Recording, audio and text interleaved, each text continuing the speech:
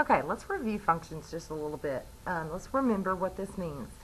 F of 0, that means that my input is 0.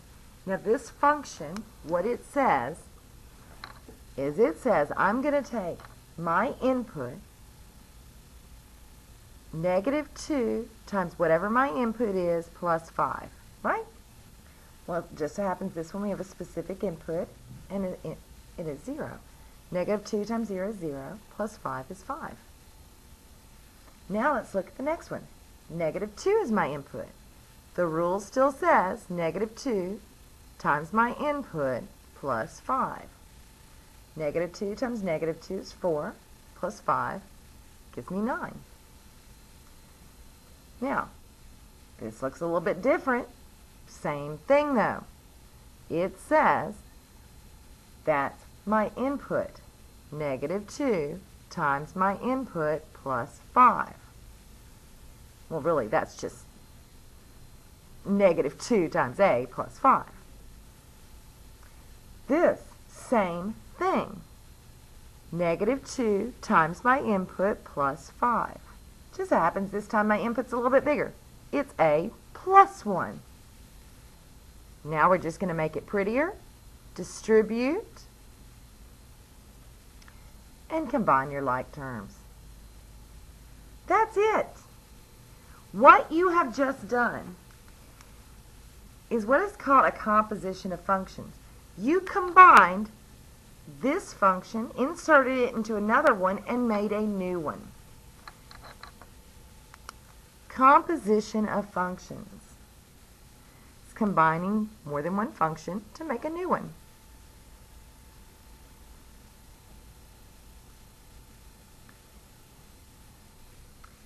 And how it really works is you've got one on the outside, and you're plugging in another function. Now, in this case, we actually wrote the function out. Here, we're just doing it generically. You have a function inside of a function. This really means f of g of x. Now, sometimes you might see that as f of g of x. That is not fog, that's just a little o. Okay, so what this really says is to take your input, apply g, so we apply the rule of g first, then apply f. Easiest way to really look at this is using one of those function machines that we talked about before. So first, let's identify our functions. We've got one named f,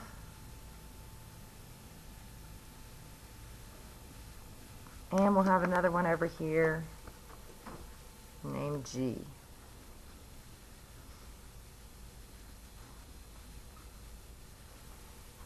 Okay. If I were needing to find f of G, let's say of -2, what that means is I'm going to take this input, apply the rule of G first, so that means to take our input and add 1 to it, and then apply the rule of f at the end. So I'm going to use the function machine here. Here's the input. The first box it goes through is the rule G. G of x says to take whatever the input is and add 1. And I'm going to get some kind of output. Now, once we go through that machine, we're going to go through f next. Now, f says to take -2 times whatever the input is and add 5 at the end. So let's see what we end up with. When I go through this machine, this one says to take the input and add 1 to it. Well, that one's easy. That gives me -1. Now the output that I just got here becomes the input for the next one. So f's rule says -2 times my input, which is now -1, and then I'm going to add 5 to that. -2 times -1 is 2, plus 5 is 7. Let's see what happens when we reverse the direction. What if I have g of f of x, or f of plug in -2 this time. Same thing. Same input. We're going to plug in -2. But this time, the first box I go to, or the first procedure I'm told to follow, is going to be f of x this time. Then since g is on the outside, that's going to be the last wrapper I have to go through to get out. Okay? So here this says -2 times my input plus 5. That's 4 plus 5 is 9. The rule of G says to take the input and add 1. Now remember, we're using the new input, which was the output. It's kind of like going through lenses or going through shields or screens. You have to go through one to get to the other one. Let me put down one more. And alright, so this time we're using just a generic input of x. But it's still pretty easy. We're going to take x and apply the first function. And this one says I'm going to take it and apply g of x. Now g of x was that rule that said I'm going to take the input and add 1 to it. Well, gosh, that's easy. We just get x plus 1 out. Now f of x will be the next one we go through. F of x says I'm going to take -2 times that input plus 5. Now remember, now this is our whole input is the x plus 1. So -2 times x plus 1 plus 5. And we can make that a little bit prettier. It's going to be -2x minus 2 plus 5. Or -2x plus 3.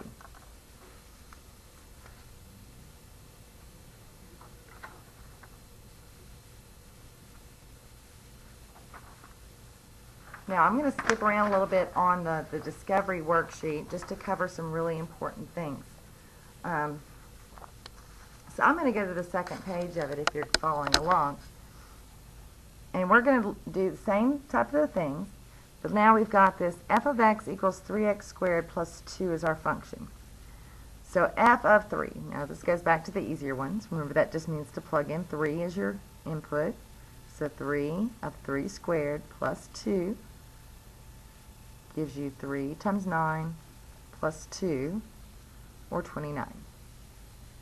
F of a means to plug in a for x. It's going to be 3a squared plus 2.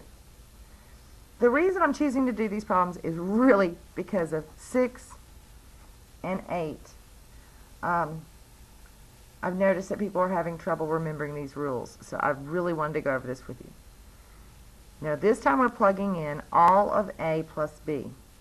So that's going to be 3 times a plus b squared, then add 2. Some people are forgetting what it means to square something. So let's kind of come off to the side and work this one out. I'm going to bring it up here. So when we square something, that means to multiply it by itself. So that's going to be a plus b times a plus b. And remember, this is just the distributive property to multiply these two together. You'll have a times a, which is a squared, a times b. Here's another one, b times a, but I like to write them in alphabetical order, so it's ab. Then this is b times b, that's b squared. So you end up with a squared plus 2ab plus b squared plus 2. A lot of people forget about that middle term and think that they can somehow distribute the square and get a squared plus b squared. It doesn't work that way. You have to make sure you multiply it all the way out. Now the distributive property, 3a squared plus 6ab plus 3b squared plus 2. And it may be ugly, but that's it. That's our final answer there. Next one, f of x plus h. Notice that the plus h is outside. So that means to take our original f of x and then just add h. Now compare that to this one where it's the x plus h inside. That means that's our whole input is x plus h. So that means we have to square it. And no, it's not x squared plus h squared. We need to go over here and actually multiply it out. It's going to be x plus h times x plus h. Once I get done with all of that, I'm going to add 2.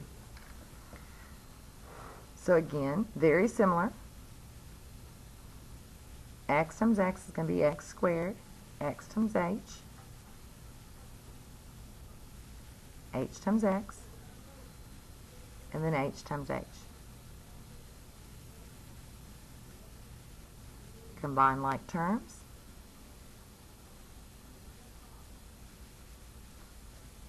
Distribute.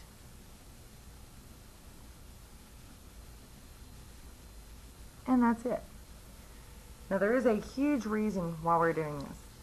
And it's something that has to do with calculus later on. And it's just a formula. It's called the difference quotient. And all we're going to do is just learn how to plug into the formula. This formula says that we're going to take f of x plus h minus f of x, and then take that answer and divide by h. Now, on this first example, we're actually using the same function that we used in the previous ones. So we can kind of look back and help ourselves out since we already know what f of x plus h is. We just found it. So we've got to plug that in right there. So f of x plus h is 3x squared plus 6xh plus 3h squared plus 2. From that, I need to subtract f of x, which is that original function. That's 3x squared plus 2. Divided by h. Okay, so let's get rid of the subtraction.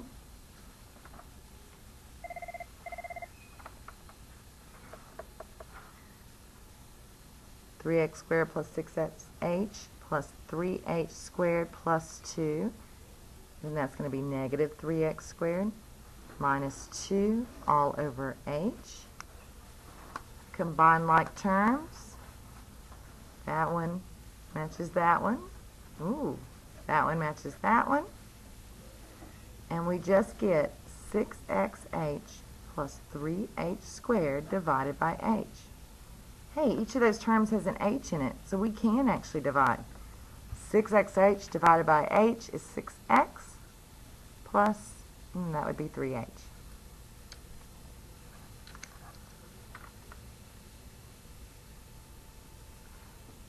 Okay, the next part of this is reading composite functions using a table.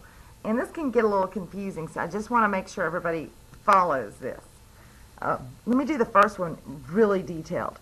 The first one says f of g of 2. Now remember, what we're going to do is figure out what g is when x is 2. That answer becomes the input for f.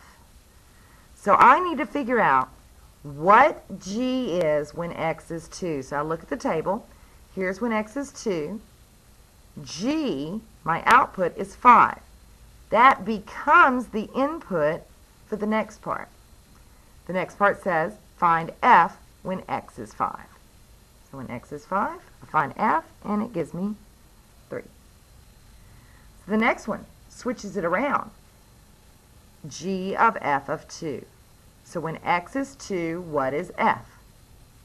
It's 4. Now that's going to become my input for g. So what is g when x is 4? X is 4, g is 12. F of g of 3. What is g of 3? So what is g when x is 3? It's 4. What is f when x is 4? 9. G of f of 3. f of 3 means what is f when x is 3? So here's x is 3, f is 8. G of 8. Uh-oh. I don't have 8 in my column here. We don't have a formula or anything to plug into. We don't have a graph that we can make assumptions. So we cannot determine this. It cannot be determined. So that's what you put. All right. Now, another way to look at these, this is called a decomposition. Now, composition was combining them. Decomposition is going to mean figuring out what made up this composite function. So this one, we've got f of g of x. So it's saying there's something inside of the function f. So I always think about what is happening. Think of your order of operations. What is happening to x first? Well, first, x has plus 4. That is the first thing that would happen in the order of operations. So since that's the first thing that happens inside the parentheses, g of x must be x plus 4. Now we think about what is happening to x plus 4. It is being squared and then plus 5. So f of x must be x squared plus 5. Here the innermost function is x minus 4. What's happening to it? We're taking the square root of it. Innermost one here is 4x minus 1. What's happening to it? It's being squared. Absolute value of x plus 2. The innermost function is x plus 2. What's happening to it is we have the absolute value of x. Innermost one and the last one is x minus 2. What's happening to it? That's that greatest integer function, and then plus 4 at the end. Now, I also want to review a little bit about domain and range. Domain, well, actually, let's just look at domain. Domain of functions, domain of equations. There were two main rules that I want you to make sure that if you did not memorize them yet, you better.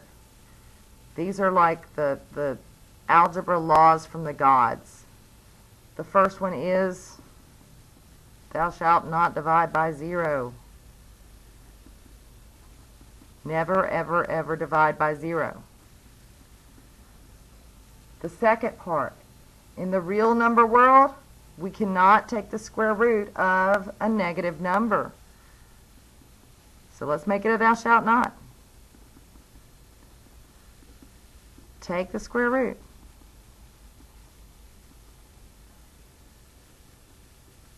Of a negative number.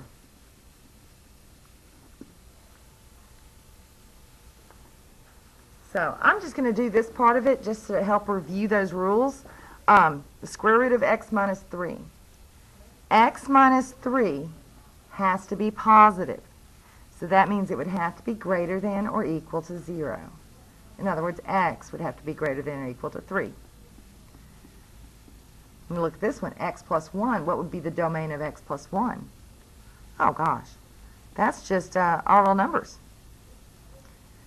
Here, 1 over x. Well, that would be x is not 0. And 2x plus 4, that would be all real numbers. So I just wanted to kind of remind you about those rules.